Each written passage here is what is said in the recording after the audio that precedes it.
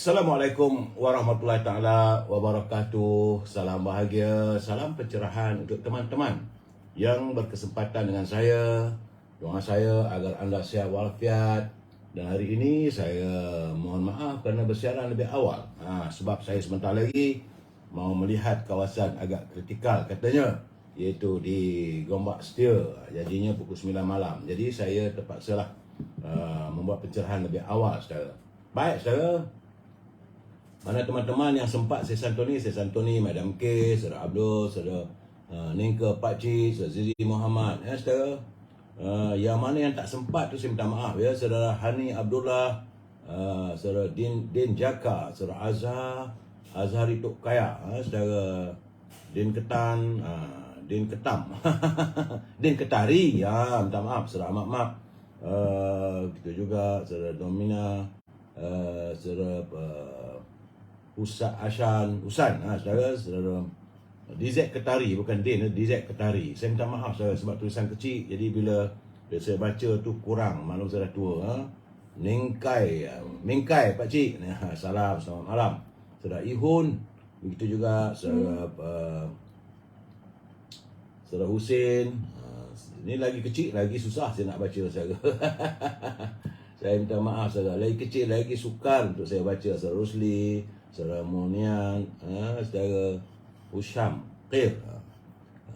Yang tak sempat saya santuni, saya minta maaf saudara. Saudara Tok Kaya, Saudara Ihun. Baik saudara, hari ini hari Selasa 8 Ogos.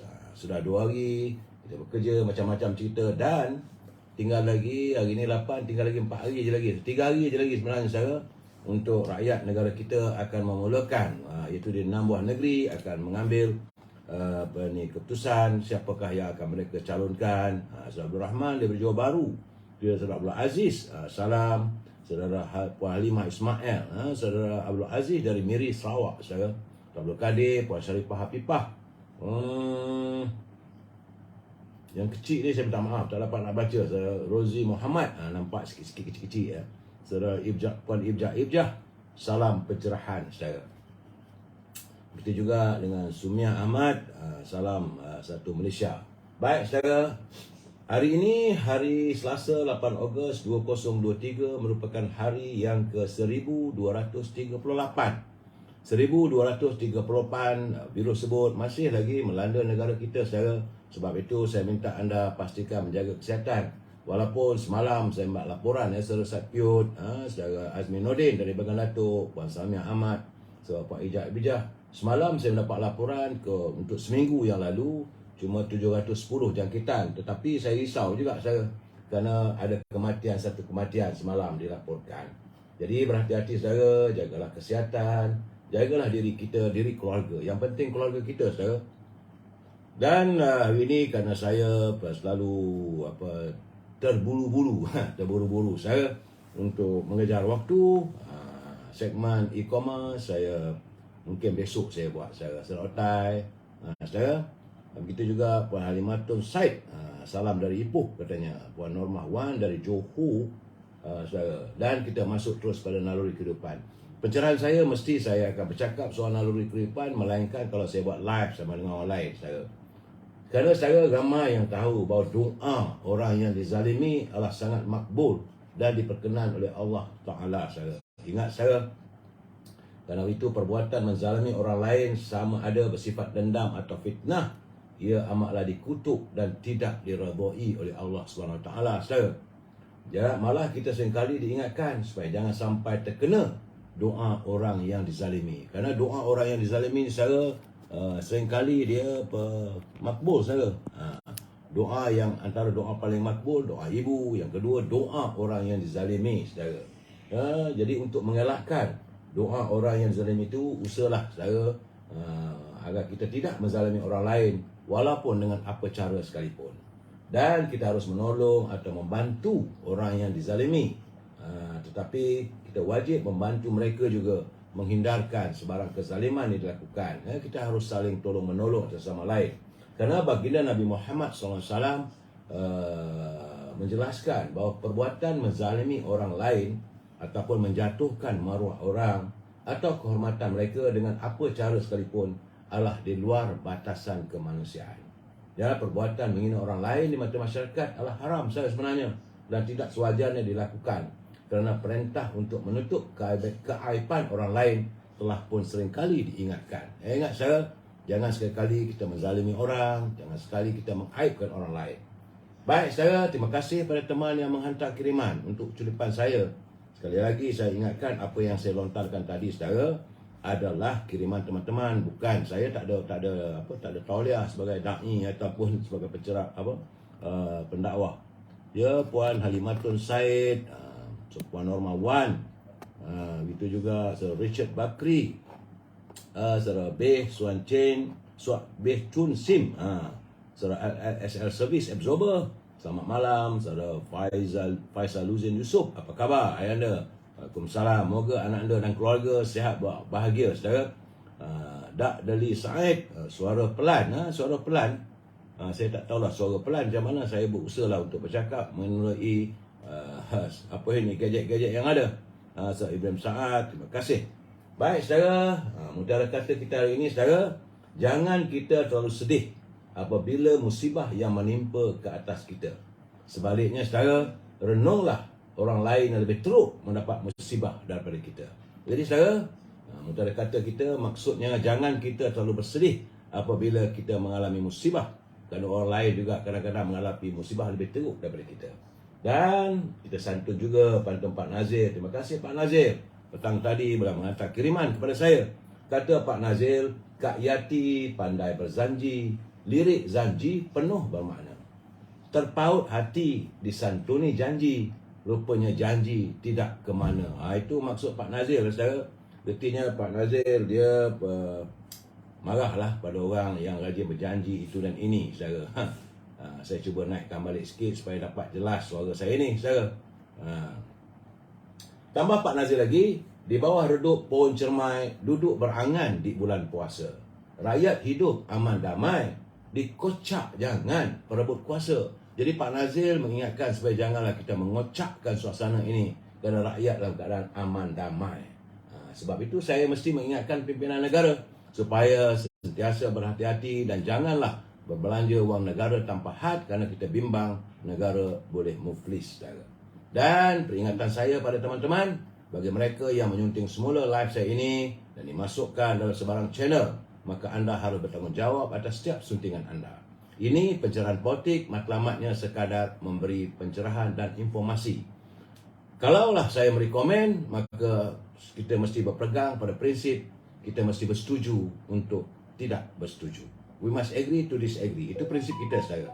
Dan jika anda mau menyantuni, bolehlah, tak ada masalah saudara. Saya as a service mintalah jasa kawan-kawan semua, tolong share dan share.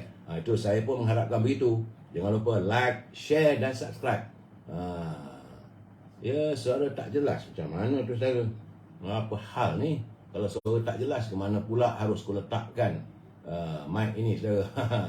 Ataupun saya cakap begini jelas tak? Itu keadaannya. Nampak gayanya saudara, dia mungkin ke bawah. Bila ke bawah tu dia tak jelas lah agaknya saudara.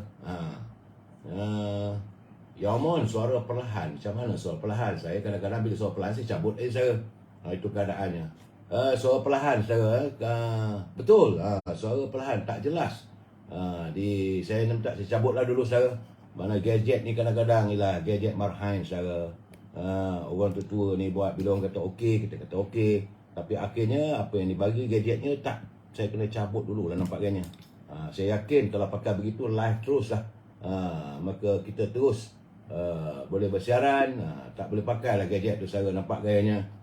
Dan yang saya pakai ni alhamdulillah audio okey, Saudara Ahmed katanya. Begitu juga Saudara Lan. Sebab saya bersiaran di tiga-tiga siaran saudara. Jadi ada yang tak kena tu minta maaf. Saudara Matul Said dia kata suara okey. Baik saudara, kalau nak menyantuni, gunalah bahasa-bahasa yang sebaik mungkin. Kita beradablah sedikit saudara. Minta maaf kadang-kadang saya nak menggunakan perkataan tu saya fikir 3-4 kali. Supaya yang ni tak boleh. Yang ni dia suara dia orang mereka pun suara tak jelas katanya Puan Saripah Pipah. Jadi tak apalah, jangan kacau dah okey. Ini admin saya ni kadang saudara dia mengganggu saya. Konon-kononnya dia pandai sangat lah katanya. Maklum sajalah. Suara dia katanya keluar lah macam-macam lah. Okey, suara Madam K dia kata okey, suara dah kuat dan jelas. Sebab bila beli gadget ni kadang-kadang saya memang kadang-kadang kita ingatkan okey, tapi kadang-kadang tak okey. Maklum sajalah saya cak ayam punya gadget. Terima kasih Saudara Faizal Fazir. Itu juga Puan Rani Nordin, Suara Jelas, dan Aristana. Dari Aristana di mana tu? Saudara Atuk Degil katanya. Memang saya setuju Degil lah saya. Dan saya santunilah kita guna bahasa yang harmonis kerana kita warga cinta damai. Pula dah. Tak ada suara MZ Mos, suara hilang. Apa hal ni? Itu saya tak tahu tu. Tadi tiba-tiba kan suara hilang pula. Admin tengoklah macam mana suara hilang tiba-tiba. Aduhai keadaannya. Tiba-tiba suara hilang. Kita kena jujur pada player kita. Di sini bukan ini. Ini okey. Saudara, bila dia kata suara hilang. Jadi bila suara hilang tu apakah kerana dikurangkan ataupun saudara SB dia kata Datuk jual mahal. Tahu mahal. Baik saudara. Baik. Laporan pertama. Ini laporan saudara pihak polis di Kedah saudara. Saudara polis di Kedah memaklumkan, bukan, ini bukan di Kedah, ini di Terengganu. Saya tak tahulah keadaan bagaimana dalam musim-musim pilihan raya ni saudara. Nampak kan macam-macam cerita terkeluar. Sebab itu calon-calon yang nak bertanding tu jagalah peribadi diri. Jangan melakukan tindakan yang bukan-bukan. Kerana di Terengganu katanya pihak polis sedang menyiasat seorang calon dalam pilihan raya negeri di Terengganu di bawah Seksyen 498 Kanun Keseksaan. Kerana kesalahannya satu saja, memikat atau membawa pergi atau menahan seorang perempuan bersuami dengan niat untuk melakukan tindakan jenayah. Saudara, sebenar-benarnya kalau saudara berkenan pada isteri orang, jangan sekali saudara, jangan cuba-cuba. Ya saudara Puan Salmi Ahmad, walaupun cak ayam boleh jelajah 6 negeri. Ya. Jadi saudara, maksudnya kalau kita rasa berkenan, saudara simpan dalam hati je lah. Menjadi kesalahan di bawah undang-undang kita ni kalau kita menggoda isteri orang. Itu keadaannya. So Mazlan Jaafar macam mana tu saudara? Calon anda di Terengganu, kabarnya sudah pun disiasat oleh pihak polis. Terbaik tang mana tu saudara? Kerana menurut Ketua Polis Terengganu, Mazli Mazlan, ahli politik itu juga sudah pun dipanggil untuk direkodkan kenyataannya. Beliau berkata bagaimanapun siasatan masih di peringkat awal. Laporan sudah diterima dan siasatan sedang dijalankan oleh pihak polis katanya. Menurut Mazli, dia kata Seksyen 498 Kanun Keseksaan itu memperuntukkan hukuman penjara hingga 2 tahun atau denda kedua-duanya sekali jika sabit kesalahan. Walaupun wanita itu suka, walaupun wanita itu ini macam mana ni, MZ Amzu ni anda ganggu saya ni kerana kata tak ada suara ke? Yang lain kata okey, betulkanlah TV anda dulu saudara. Sebab yang lain kata tak ada masalah. Itu keadaannya saudara. Ya saudara. Dan saya nak mengingatkan anda bahawa mengganggu isteri orang adalah merupakan satu kesalahan. Jangan main-main. Ini pula anda jadi calon. Macam mana pula mereka yang memuji parti sebut. Saya tak mau sebutlah parti apa saudara. Sebab ini masih lagi dalam peringkat siasatan polis. Saya cuma memaklumkan apabila Ketua Polis Terengganu Mazli berkata Seksyen 498 Kanun Keseksaan memperuntukkan hukuman penjara hingga 2 tahun. Menggoda pun tak boleh saudara. Jangan main-main. Saudara, dalam keadaan begini, kalau berkenan sangat pun simpan dalam hati lah, nak buat macam mana. Itu orang kata buah hati kekasih orang, buah hati diambil orang. Itu gayanya. Dan sebagai seorang pemimpin mestilah tahu menjaga nafsu sendiri, mengawal nafsu. Jangan begitu keadaannya saudara. Terima kasih saudara MZ4 MZ Zul. Dia kata lambat. Terima kasih saudara. Waalaikumsalam saudara Mudim, saudara Azman. Ini gambaran saya dapat. Salam dari Tanah Merah saudara Yusuf Awang. Terima kasih Jaka Linglung. Audio okey katanya. Ada yang gantung tak bertali. Itu keadaan. Kalau yang digantung tak bertali itu soal lain saudara. Itu antara kalau digantung tak bertali pun dia masih lagi peringkat isteri orang. Kena harus berhati-hati. Jangan saudara apa ini, anggaplah itu seperti kuntum-kuntum bunga di taman larangan. Buah di taman larangan jangan cuba-cuba saudara. Itu setengah berlaku dan pihak polis dah menyiasat di Terengganu. Saya tak dapat menjarkan lebih daripada itu, memberi komen kerana saya mengikut apa yang dikatakan oleh pihak polis. Biarlah pihak polis menyiasat. Dan ini pula di Kedah saudara. Akhirnya saudara kerana keterlanjuran berbicara bahawa pihak polis di Kedah telah pun memanggil itu yang Muhammad Afnan Hamimi Taib Azmuddin. Beliau merupakan seorang ahli parlimen kerana pihak polis mahu membantu siasatan berhubung kenyataan yang dikeluarkan olehnya dalam satu ceramah itu kempen pilihan raya di Sungai Petani baru ini. Menurut Ketua Polis Kedah, Datuk Faizul Saleh, setakat ini polis telah pun menerima 4 laporan berhubung dengan kenyataan ahli parlimen terbabit melalui aplikasi media sosial. Sekarang ni saudaranya di hujung jari saudara. Katanya kenyataan itu dilihat sebagai suatu fitnah yang mengelirukan dengan niat mendatangkan khianat awam yang boleh menggugat ketenteraman awam dan negara dan mengaitkan keselamatan diri Menteri Besar Kedah iaitu Datuk Seri Muhammad Sanusi Makno. Jadi setakat ini kata pihak polis, kata Datuk Faizul Saleh, setakat ini 4 individu yang membuat laporan polis dan sudah pun dipanggil untuk diambil keterangan. Susulan laporan dibuat, siasatan dijalankan mengikut Seksyen 505 dalam kurungan B Kanun Keseksaan dan Seksyen 233 Akta Komunikasi dan Multimedia 1998. Kata ini keadaannya selepas beliau bertemu dengan para wartawan untuk meninjau proses awal pengundian awal ini. Jadi pada hak lalu Afnan Hamimi, beliau wakil rakyat saudara, dia merupakan penceramah pada perhimpunan politik di Sungai Petani dan memaklumkan pada orang ramai bahawa kononnya seorang tokoh politik negeri itu dinasihatkan supaya tidak menghadiri majlis itu atas sebab-sebab keselamatan. Benda tak betul jangan diada-adakan. Afnan mendakwa Menteri Besar Kedah itu dinasihatkan supaya tidak menghadiri perhimpunan kerana perangkap. Kononnya ada perangkap yang akan menahannya dan menyebabkan dia melakukan sesuatu yang tidak dijangka. Jadi bila mereka mengatakan akan ditangkap lah dan sebagainya, benda tak betul saudara. Pihak polis telah pun mengeluarkan kenyataan 3-4 hari lepas ada dalam media sosial mengatakan bahawa Menteri Besar Kedah ditahan dan sebagainya. Sebenarnya tak betul, tak ada pun. Jadi pihak polis menjelaskan tidak ada. Malahan apabila dikeluarkan kenyataan bahawa kononnya ada perangkap dan sebagainya, ini membuatkan pihak polis merasakan perlu ada siasatan. Jadi saudara, jangan kalau kita pemain media sosial, elakkan sama sekali untuk menyiarkan ataupun menuturkan kata-kata yang berbau fitnah. Sekarang ni dalam musim pilihan raya ni banyak fitnah. Hayati kalau benda tu benar, baru benar. Sebagaimana hari ni, ini kebenaran saya.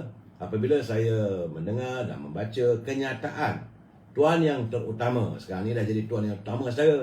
Beliau merupakan Duta Besar Malaysia ke Amerika, Datuk Tuan Utama Datuk Nazri Aziz. Bagaimanapun beliau masih lagi menjadi sebagai Ketua Bahagian Padang Rengas, dan pihaknya mengatakan dia bingunglah dengan sikap setengah pihak yang mahu menjatuhkan kerajaan hari ini. Jadi jelasnya kesungguhan mereka mahu menjatuhkan kerajaan yang berusaha memerangi rasuah, seolah-olah pihak-pihak tertentu itu sedang melindungi aktiviti rasuah dalam negara ini.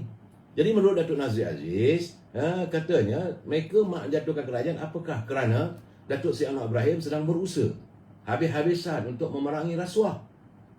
Jadi kerana itu, apakah mereka terpalit? Jadi dia menurut Tuan Yang Utama, kena panggil betul-betul saudara. Sebab sekarang ni, dulu saya boleh panggil Cip aja saudara. Sekarang beliau bergelar Tuan Yang Terutama, Duta Besar Malaysia ke Amerika. Katanya orang ramai memberitahu dia bahawa kalaulah Anwar itu tak tekan sangat isu rasuah, itu pembangkang akan pecah. Tapi oleh kerana Datuk Seri Anwar Ibrahim melawan rasuah, itu membuatkan mereka pimpinan daripada pembangkang bersatu padu. Jadi kata Nazri, saya tidak kata pembangkang itu terlibat dengan rasuah, tapi nampaknya mereka boleh bersatu. Ini adalah kerana mereka nak jaga kedudukan mereka, kerana ada yang dikatakan terlibat dengan rasuah. Ini bukan kata saya, kata Tuan Utamanya, ya. Ini orang kata pada saya. Jadi nampaknya betul lah. Dulu mereka berpecah, sekarang mereka bersatu. Kenapa mereka bersatu? kerana menghalang Perdana Menteri mencapai kejayaannya dalam usaha melawan rasuah. Itu menurut pandangan Julipan yang berbahagia, Tuan Utama Duta Besar Malaysia ke Amerika. Dan beliau berpendapat bahawa parti-parti pembangkang kini bersungguh-sungguh mahu kerajaan perpaduan dijatuhkan kerana mereka ingin memastikan agar usaha Perdana Menteri melawan rasuah digagalkan. Apakah itu benar? Inilah yang saya rasa sebab utama kenapa pembangkang berusaha bersungguh-sungguh nak menjatuhkan kerajaan hari ini. Sebabnya pada saya, kata Datuk Nazri, ialah kerana mereka bimbang dan takut mereka akan dihadap ke mahkamah atas tuduhan rasuah. Menurut Tuan Utama lagi, pihaknya menegaskan bahawa apa yang dilakukan oleh parti pembangkang membuktikan bahawa mereka tidak memperjuangkan nasib rakyat. Sebaliknya, mahu menjaga kepentingan peribadi. Tegasnya, sekiranya pembangkang mahu menjaga kepentingan rakyat, usaha memerangi rasuah yang dilakukan oleh Yang Amat-Amat Perdana Menteri perlu disokong sepenuhnya. Saudara, ini kadang-kadang saya dengar pandangan-pandangan pemimpin. Akhirnya hari ini, Tuan Yang Utama Duta Besar Malaysia ke Amerika mengeluarkan kenyataan sedemikian. Memang pun sekarang Amerika memerhati negara kita. Apakah kita benar-benar mahu memerangi rasuah? Dan saya melihat juga dalam beberapa siri ceramah. Dan ini semalam pun masih lagi Yang Amat Perdana Menteri Datuk Seri Anwar Ibrahim masih lagi menekankan bahawa dia mengatakan kenapa harus orang UMNO sendiri di kalangan orang bawahan ataupun yang sudah pun menyeberang ke parti yang lain, mereka membenci Presiden UMNO. Jadi katanya hairan dan agak mengelirukan bagaimana Datuk Seri Zahid Hamidi dibenci oleh musuh UMNO. Sebenarnya kata Datuk Anwar Ibrahim adalah kerana beliau enggan membubarkan UMNO. Dan demi maruah parti yang berjasa pada UMNO, pada orang Melayu, sejak mula menggapai kemerdekaan hinggalah membawa kemakmuran pada rakyat. Tapi yang mengherankan katanya, bila dia dibenci oleh musuh UMNO, yang mahu UMNO ditalkinkan, kenapa pula ada ahli UMNO lebih percaya kepada pengkhianat yang mahu menyelamatkan UMNO? Itu persoalannya, saudara. Ini bukan saya katakan, saudara. Ini kenyataan Yang Amat Perdana Menteri. Beliau menghayati setiap kenyataan, saudara. Jadi dirinya, yang kata Datuk Anwar Ibrahim, dia kata Datuk Zahid Hamidi dicerca sebegitu teruk. Kerana bila Dr. Mahathir mahu membuatkan UMNO yang begitu banyak berjasa pada bangsa Melayu, Datuk Seri Ahmad Zahid tetap berkeras tidak mahu tunduk kepada gesaan mahu membubarkan UMNO. Jadi kerana itulah dia dicerca dan sampai ke tahap diheret ke mahkamah. Kerana sebab itu, kata Datuk Anwar Ibrahim, bagi saya, warga UMNO harus merasa bangga kerana mempunyai seorang presiden yang berani dan berjiwa kental dalam menghadapi cabaran dugaan yang dialami olehnya. Saudara, itu keadaan. Banyak orang menuduh bahawa Datuk Seri Zahid Hamidi dengan macam-macam tuduhan. Dan hari ini, saudara, Peguam Negara telah pun menjelaskan. Banyak orang kata kerana kali ini Ketua Penawar Raya telah pun bertukar. Menurut menurut Peguam Negara Tan Sri Idrus Harun, dalam satu kenyataan, katanya itu Raja Rosella Raja Toran.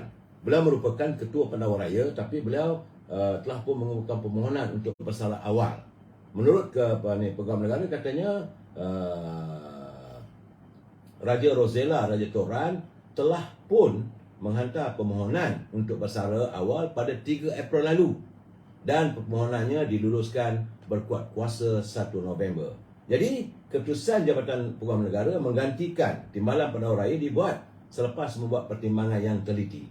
Jadi, sehubungan dengan itu, Datuk Muhammad Dusuki Mokhtar, beliau adalah juga seorang penawar raya agak senior, dipilih sebagai Ketua Pasukan Pendakwaan yang baru berdasarkan pengalaman luasnya hampir 30 tahun sebagai Timbalan Penawar Raya. Jadi ketika saudara, mahkamah meneruskan. Mahkamah tidak terhenti. Walaupun Ketua Penawar Raya ini dia telah pun menghantar surat permohonan untuk bersara, maka cari orang yang berpengalaman selama 30 tahun. Jadi artinya saudara, Presiden UMNO masih lagi berhadapan dengan perbicaraan. Tak lari, saudara. Sedangkan banyak orang tahu itu adalah pendakwa yang terpilih. bagaimanapun kita sebagai warga cinta damai, warga yang sentiasa menghormati undang-undang dan perlembagaan negara, kita tunggulah dulu saudara. Jadi ketika ini katanya Datuk Muhammad Dasuki Mokhtar adalah sebagai ketua bahagian perbicaraan dan rayuan di Jabatan Peguam Negara mengendalikan kes Mahkamah Persekutuan dan Mahkamah Rayuan serta kes berprofil tinggi, termasuklah kes pencerobohan pengganas Sulu di Lahad Datu. Bukan kaling-kaling orang. Jadi kalau benar ada kes, memang tak boleh buat apa. Tapi kalau tidak ada kes, terpulang pada hakim lah saudara. Jadi sesuai laporan media, sebab semalam dan kemarin media sudah mula melaporkan kononnya bagaimana Raja Rosella ini tidak jadi ketua pendakwa raya. Apakah ada percaturan yang lain katanya. Jadi menurut ada Tan Sri Peguam Negara katanya Raja Rosella sudah mengemukakan permohonan untuk bersara pada 3 April. Januari, Februari, Mac, April. Sekarang ni Mei, Jun, Julai, Ogos. Dah 4 bulan dah. Dia dah menghantar surat. Jadi pihak Jabatan Peguam Negara merasakan perlu segera diganti kerana mungkin perbicaraan itu makan masa yang panjang. Itu keadaannya saya. Menurut Tan Sri Idrus, memandang kes membabitkan Datuk Seri Ahmad Zahid masih berlangsung dan tarikh perbicaraan ditetapkan sehingga Disember. Jadi seorang ketua pasukan yang baru perlu dilantik dari sekarang bagi memastikan kesinambungan kes pendakwaan.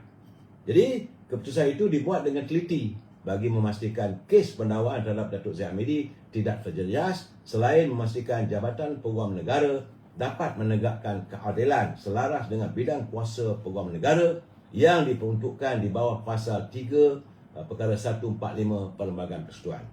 Saudara, kalau ikut dari pasal 3 dalam pasal perkara 145, sebenarnya kalau Peguam Negara nak lucutkan kes itu pun boleh.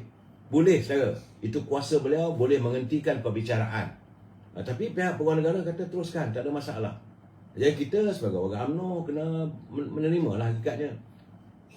Sebenarnya dari segi hukum, undang-undang, perlembagaan, Peguam Negara ni kuasa dia besar. Dia boleh menghentikan perbicaraan kalau dia mahu. Ya saudara, Firdaus dia kata ikut show JAC lah. Itu pulang lah. Kita jangan kita campur tangan urusan keadilan ini saudara. Sekali lagi saya katakan, kalau Peguam Negara nak tutup kes, nak menghentikan kes perbicaraan, dia boleh. Itu kuasa sepenuhnya. Besar sebenarnya saudara kuasa seorang Peguam Negara, dan beliau tidak menggunakan kuasa itu untuk menghentikan perbicaraan, sebaliknya diteruskan. Jadi kita tunggulah saya itu keadaannya. Baik saudara, itu apa yang berlaku pada hari ini. Saya perlu memberi pencerahan, lebih tak ada. Dan hari ini saya countdown PRN, tinggal 4 hari je lagi saya. Hari ini 8 bulan, 9, 10, 11, 12, tinggal 4 hari lagi saya. Hari pengundian awal telah pun berjalan di 6 buah negeri, di mana semua ahli keluarga dan anggota keselamatan, termasuk pihak polis, tentera, semua pun telah pun membawa undi. Saya difahamkan 95% keluar mengundi, ramai saya. Dan dari segi prediksi ataupun ramalan awal, kabarnya saya tidak dapat menafikan, banyak saya terima saya. Setakat ini Pakatan Harapan UMNO sedang pun mendahului di semua 6 buah negeri. Soalnya kita tunggulah lagi saya. Mungkin anda tak suka dengar.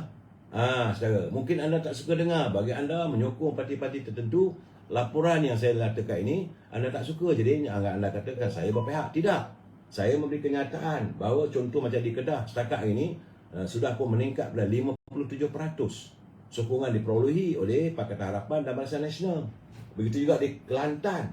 Saya amat terperanjat apabila Kelantan juga sudah mencacah kepada 60%. Ini berdasarkan kepada beberapa kesaksian Dewan Undangan Negeri di Kelantan yang sudah menjadi cacah marbah. Apabila pimpinan daripada PAS, sebab di Kelantan tu pertarungan antara UMNO dengan PAS saya. Dan apabila berlakunya banyak isu-isu sudah timbul, dan apabila pengundi-pengundi luar tidak boleh dibawa secara sembrono, mereka boleh balik dengan sendiri, kos sendiri. Sebab Suruhanjaya Pencegahan Rasuah menyatakan sesiapa saja yang menaja pengundi luar untuk pulang ke Kelantan dan Terengganu, maka itu boleh dianggap sebagai rasuah politik. Sebab itu saya melihat bahawa Kelantan dan Terengganu juga sudah pun untuk warga tempatan memang mereka sudah pun bersedia menunggu 4 hari lagi untuk menjatuhkan hukuman kerana mereka tidak dapat terima keadaannya.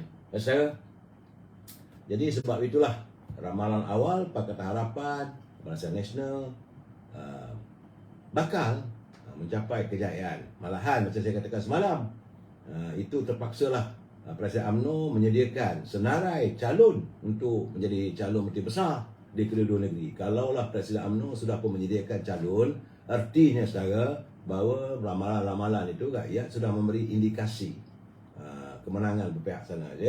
Demikian menurut pengurusi Barisan Nasional Datuk Seri Zahid. Dia kata sekiranya Pakatan Harapan Barisan Nasional menangkan pilihan raya 2 Ogos ini, maka senarai telah pun disiapkan 3 nama. Bagaimanapun beliau tidak boleh menamakan kerana ini boleh menggugat keadaan saudara. Saya melihat saudara, ini laporan daripada semalam sebenarnya. Kempen pilihan raya negeri hari ini dan sepanjang minggu ini sudah pun beralih ke tahap yang paling maksimal. Di mana-mana pun orang dah start berkempen sekarang ni. Malahan saya juga diundang untuk membuat tinjauan dan sebagainya, dan saya besar kemungkinan akan berada kembali ke Cukai di Terengganu, di Kemaman apabila calon yang bahagia Dato' Abdul Rahim dia kata kalau boleh datanglah. Dia kata, saya kata insya-Allah saya akan berada di Kemaman pada tanggal 10 dan 11 hari bulan. Kerana katanya seronok sekali. Sekarang ni tengah rancak. Betul lah saya. Tengah rancak mereka berkempen menjelang 12 Ogos saya. Dan saya juga melihat bagaimana kehadiran pimpinan daripada PAS turun ke gelanggang, yang orang Perdana Menteri sibuk saban hari sekarang ni. Boleh katakan sepanjang hari beliau terus berusaha. Baginya saya melihat kadang-kadang orang bertanya kenapa dia begitu berusaha sekarang ni.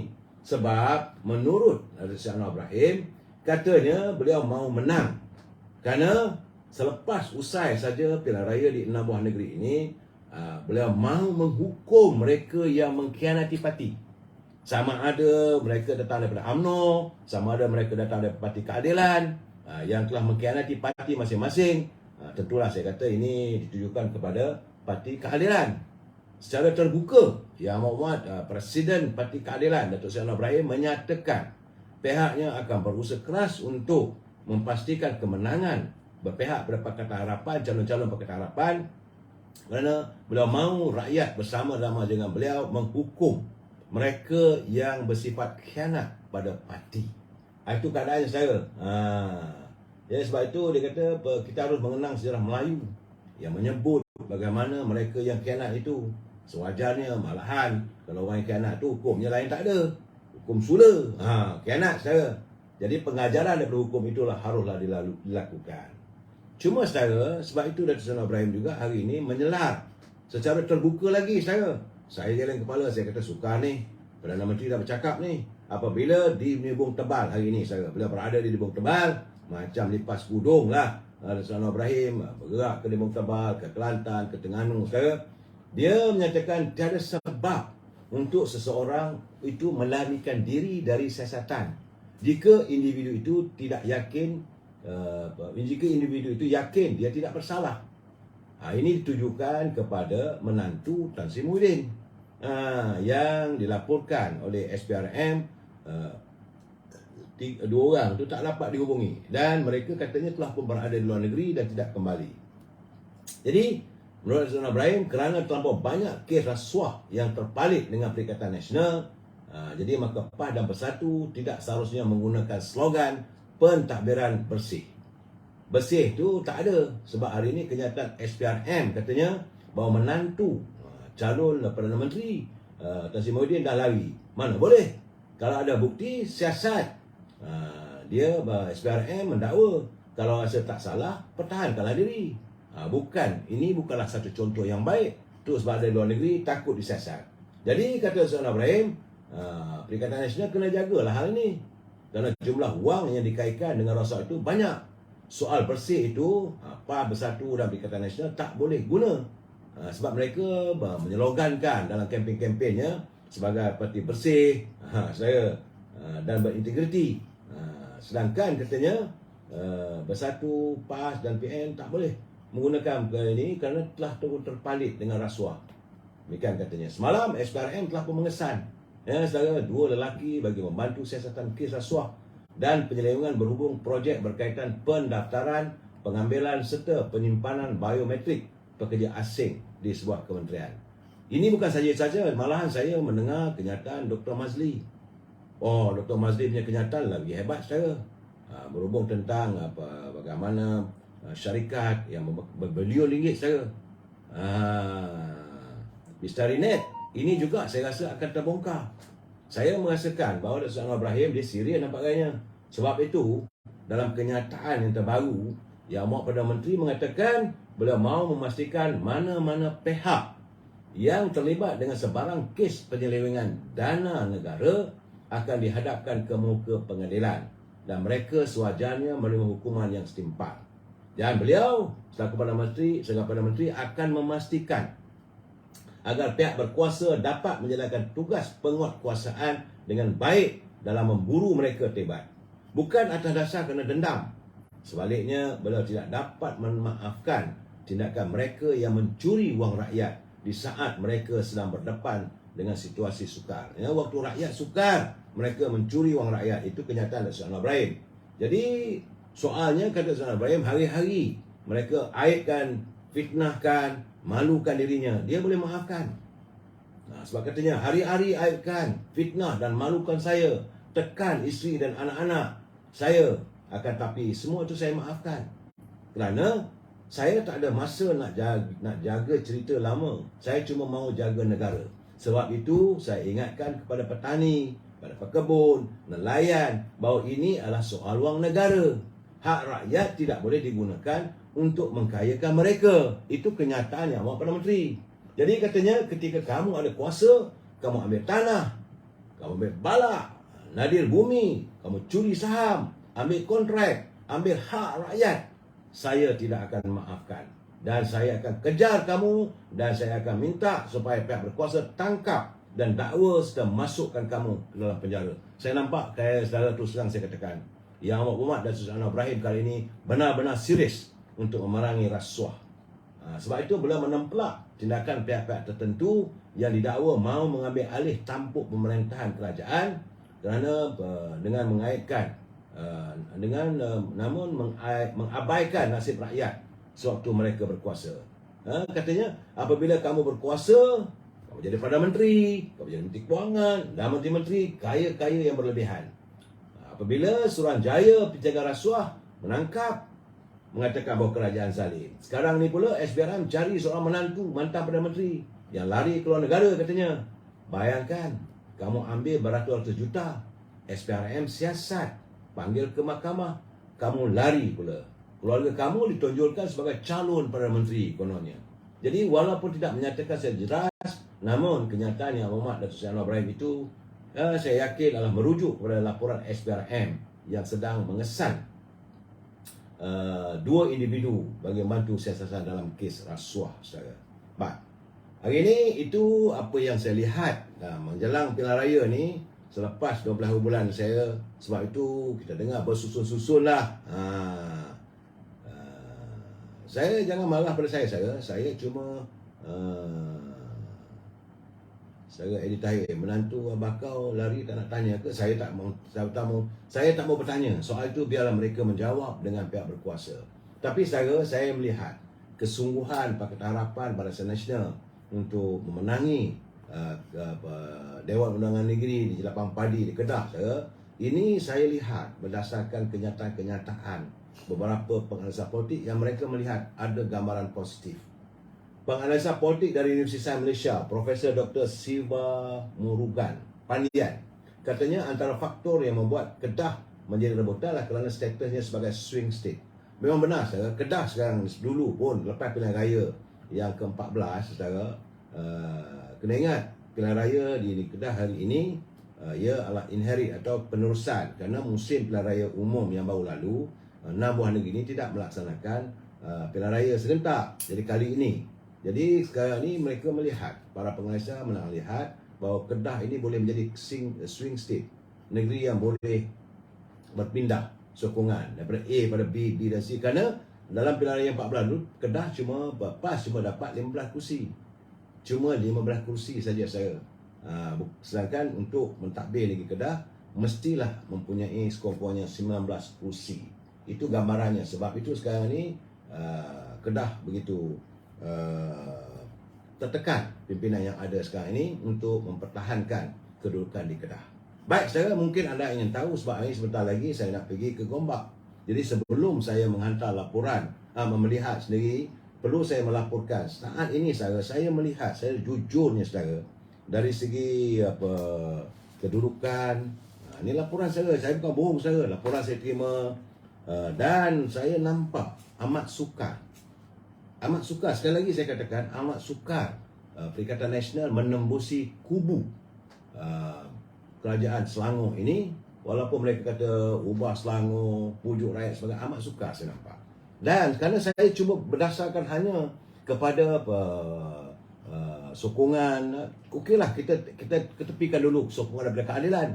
Keadilan saya bila datang mencurah-curah lah. Kita lihat, saya lihat kalau nak ada pun pertarungan yang sengit antara UMNO dengan PAS.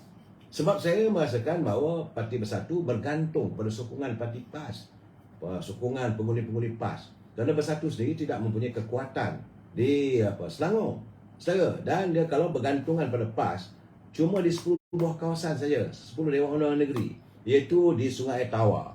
Kerana di Sungai Tawa PAS dapat 3,997, PKR 3,991. Persaingan sengit. Tetapi jangan lupa UMNO Barisan Nasional ada 6,000. Itu keadaan saya.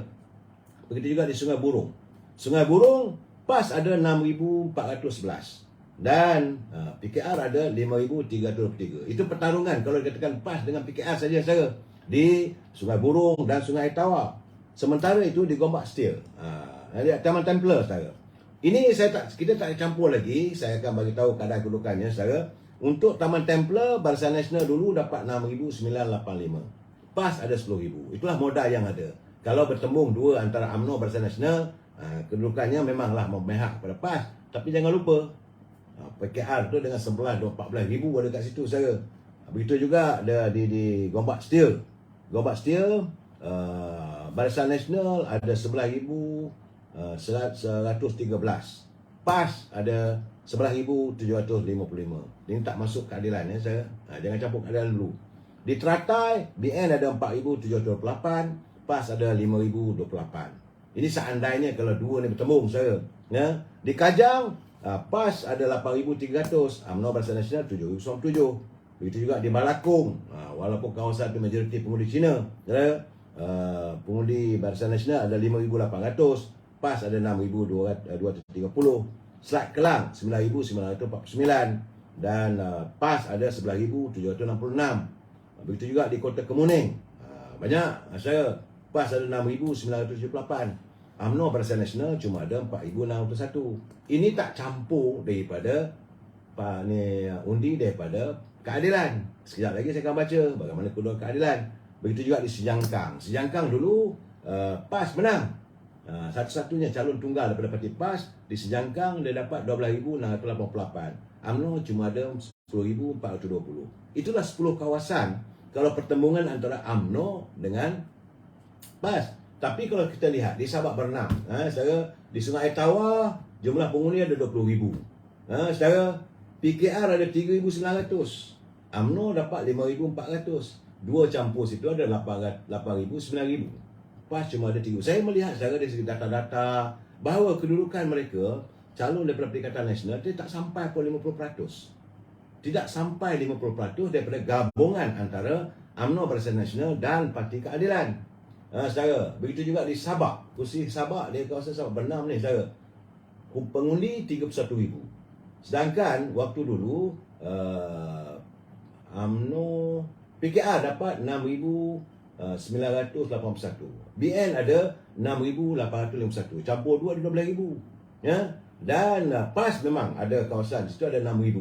Agak menarik untuk kita lihat nanti saudara untuk kursi N2 di Sabak. Di Sungai Panjang Barisan Nasional ada 10,000, PKR ada 8,000. PAS ada 6,000. 18 dengan 6,000 saudara. Jadi Skin Chan, ini Eng Sui Lim ni memanglah seorang Tionghoa yang boleh berbahasa Jawa saudara. Dia dulu dia dapat 7,863. Pengundi ada 23,000 dan Barisan Nasional ada 5,000. PAS cuma ada 2,300.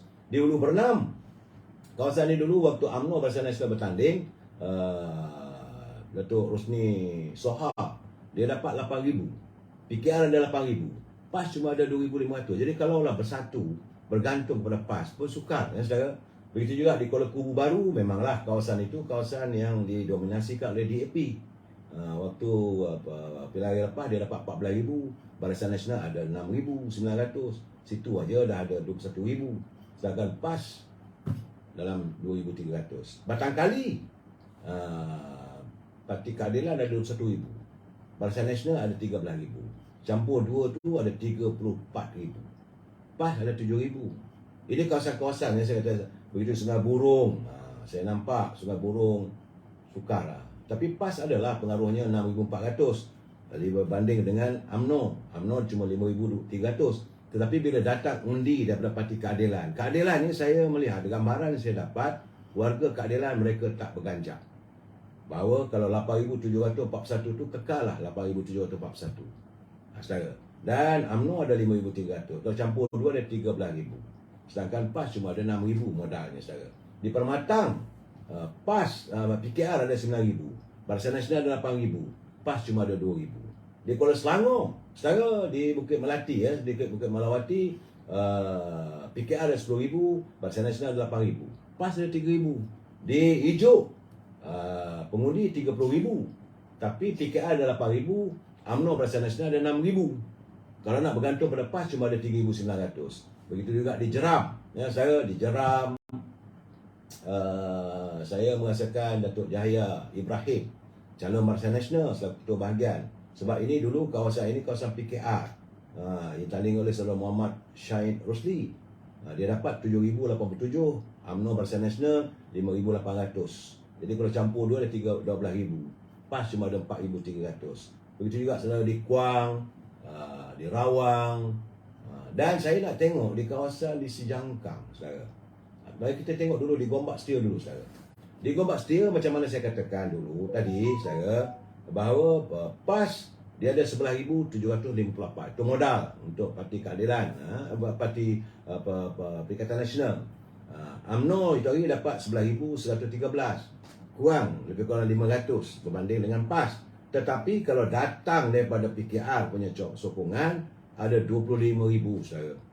Kalau 11 campur 25 ada 36,000. Kerana di sini pertandingan antara mantan sisa politik Azman Ali dan bertemu dengan sisa politik Presiden UMNO Datuk Seri Megat Zulkarnain Omar Tin.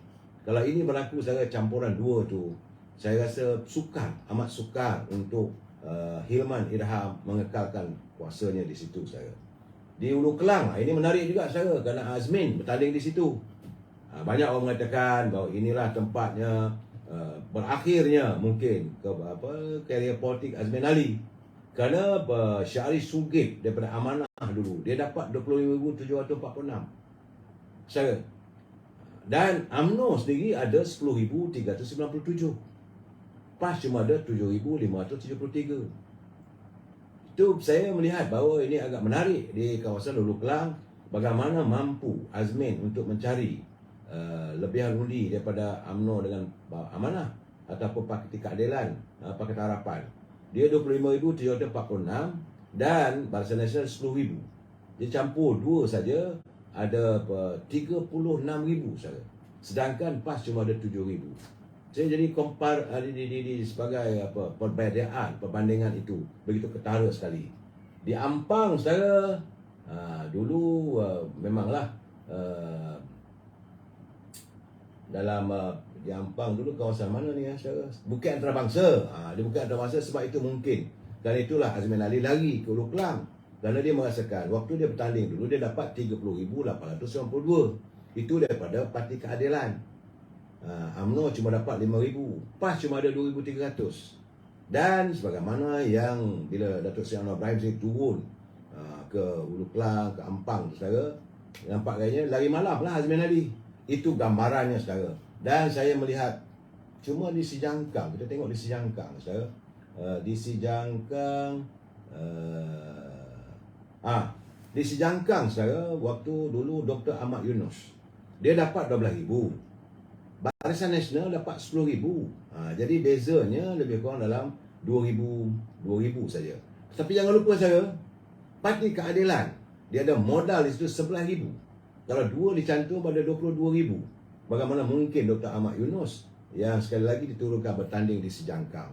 Itu laporan yang saya dapat, dan saya juga mendapat teman-teman yang menghantar kiriman kepada saya, kedudukan di seluruh negara daripada 6 buah negeri itu. Cuma saya dijemput untuk melihat bagaimana ini anak-anak muda katanya sudah kembali kepada UMNO Barisan Nasional di Terengganu. Jadi saya terpaksa pergi ke kawasan Dewan Undangan Negeri di Kemaman, di situ untuk melihat, karena Kemaman itu menentukan kedudukan pola politik di seluruh negeri Selangor. Kerana saya terpaksa bekerja ke Gombak, saya mohon maaf kerana siaran saya tak sampai ke sejam. Bagaimanapun, saudara, sama-samalah kita melihat. Kerana Surah Azminuddin, dia kata calon dari BN nampak jauh lebih berhemah dari calon-calon Perikatan Nasional.